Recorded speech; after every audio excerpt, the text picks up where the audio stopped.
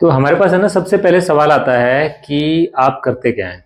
हम क्या करते हैं ये समझाने के लिए या खुद समझने के लिए सबसे इम्पोर्टेंट है कि पहले आप समझो कि हम लाइन में किस में हैं। हम फाइनेंस लाइन में हैं, हम फंडिंग करते भी हैं और करवाते भी हैं। लेकिन करने वाला बिजनेस है वो हमारा बहुत छोटा सा पार्ट है। करना मतलब खुद से फाइनेंस करना, करवाना मतलब किसी और से फाइनेंस करवा के देना। अलग अलग इसमें हमारे जैसे दोनों सेगमेंट हैं, तो हम भी दो अलग अलग सेगमेंट में काम करते हैं। एक सेगमेंट हमारा कमर्शियल लेंडिंग सेगमेंट है जिसमें हम लोन करवाते हैं।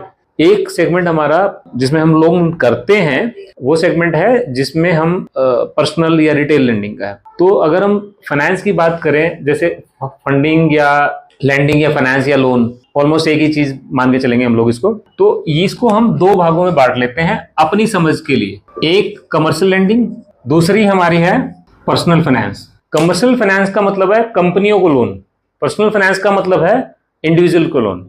यहाँ पे कमर्शियल लेंडिंग में क्या किस तरह के लोन होंगे? ए, स्टार्टअप, भाई जो कंपनी नई शुरू होगी तो स्टार्टअप होगा।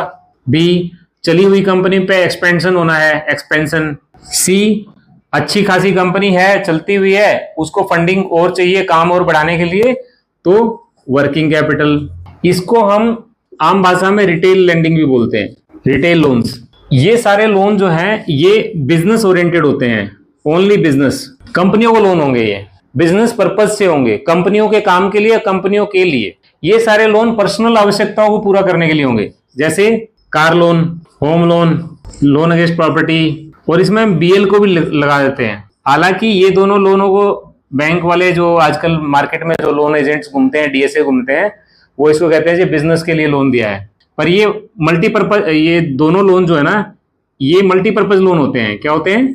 अब मल्टीपर्पज लोन क्यों होते हैं ये भी समझो। ये मल्टीपर्पज लोन इसलिए होते हैं क्योंकि इनका पैसा एक बार खाते में आ जाता है, फिर आप जो मर्जी इस्तेमाल करो। बैंक आपसे कुछ नहीं पूछने आ रहा। शुरुआत में जब लोन देते हैं तो एंड यूज लिख लिया जाता है कि बता दो जी क्या काम के लिए पैसा इस्तेमाल करोगे। कह जी बिजनेस के लिए इस्तेमाल करेंगे, बस इतना ही होता है। ज्यादातर बैंक जो है एंड यूज लेटर लेते हैं कि भाई पैसे का इस्तेमाल क्या करोगे।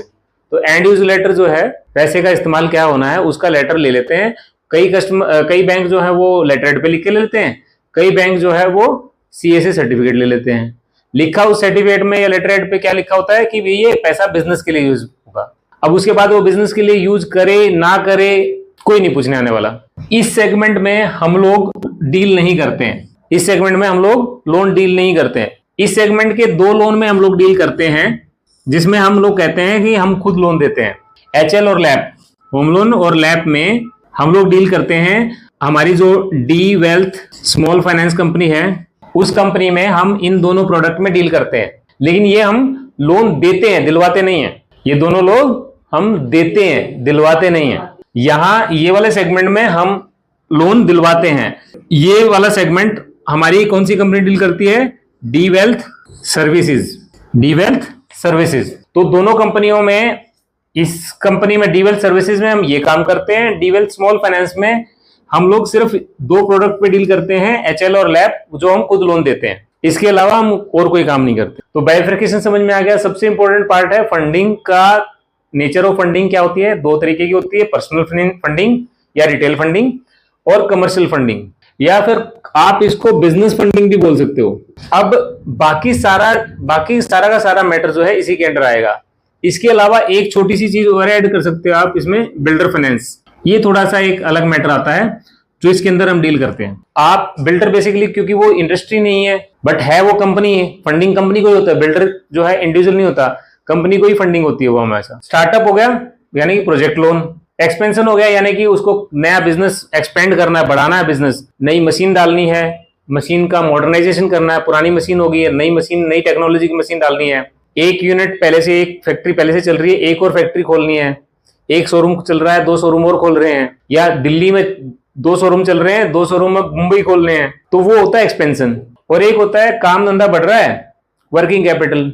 काम बढ़ रहा है तो काम बढ़ने की वजह से क्या होता है कि आपका पैसा जो है, आपके पास जितना कैश है, लिक्विड मनी है, वो कहीं ना कहीं आपका स्टक हो जाता है, या तो स्टॉक में या डेटर्स में। तो अब आपको और काम बढ़ाने के लिए, रेगुलरिटी बनाने के लिए आपको वर्किंग कैपिटल की जरूरत चाहिए। तो वर्किंग कैपिटल वहां पे जरूरत होती है। बिल्डर के लिए फाइनेंस सही है। डी वेल्थ सर्विसेज कंपनी में हम लोग ये कमर्शियल लेंडिंग देखते हैं। और डी वेल्थ स्मॉल फाइनेंस में हम सिर्फ 2 लोन देखते हैं, एचएल और लैप, जिसको हम देते हैं, दिलवाते नहीं है। यहां हम लोन दिलवाते हैं, देते नहीं है। ये आपको क्लैरिटी होनी चाहिए। देखो आप ना ये चीज समझो बहुत क्लैरिटी के साथ कि अमाउंट की बात आती है तो यहां तो हम मैक्सिमम लोन जो है मिनिमम 2 लाख करते हैं, मैक्सिमम 30 लाख करते हैं। पर इस पे ना अभी काटा मारो, ये हमारे किसी काम का नहीं है, इसको आप थोड़ी देर के भूल जाओ, इस पे हम फोकस नहीं कर रहे हैं। ये हमारा, अगर हम 100 रुपए का काम करेंगे तो ये मुश्किल से हो सकता है 2 रुपए 3 रुपए का काम होगा। कहने का मतलब है यहां अगर 100 करोड़ करेंगे तो ये हो सकता है 2-3 लाख रुपए ही हो, इतना फर्क होगा। तो इस पे हम फोकस नहीं कर रहे हैं। हमारा जो मेन फोकस है वो इस बिजनेस पे है। इस बिजनेस में मिनिमम जो लोन की कैटेगरी है वो हम 2 करोड़ करेंगे।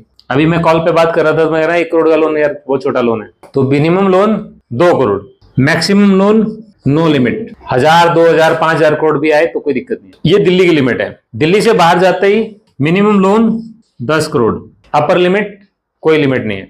दिल्ली का मतलब है यहां से 101 किलोमीटर के दायरे में, मोटा मोटा यहां से सोनीपत हो गया, पानीपत करनाल तक भी देख लेंगे, और गाजियाबाद, मेरठ, नोएडा, फरीदाबाद, पलवल, ठीक है, गुड़गांव, मानेसर, दारूहेड़ा, इधर हम बहादुरगढ़, रोहतक, झज्जर, ये एरिया में हम 2-3 करोड़ 4 करोड़ तक का केस देख लेंगे। लेकिन इससे बाहर जाते ही हम 10 करोड़ मिनिमम चाहिए, 10 करोड़ से नीचे नहीं काम करेंगे। अब एक सेगमेंट और समझना, जब ये दोनों चीजें होंगी और हम स्टार्टअप लोन की बात कर रहे होंगे, जब हम ये कंडीशन लिमिट वाली बात कर रहे हैं तो स्टार्टअप लोन की बात कर रहे होंगे, तो स्टार्टअप लोन में दिल्ली एनसीआर के लिए मिनिमम 3 करोड़ का टिकट वो चाहिए काम, बाहर मिनिमम 15 करोड़ का।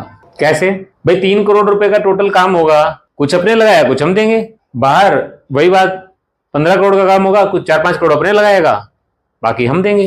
भाई आप घर खरीदोगे, घर खरीदने में अपनी जेब में कुछ तो बचा रखा होगा, मकान बनाओगे कुछ तो अपनी जेब में होगा, वो लगाओगे।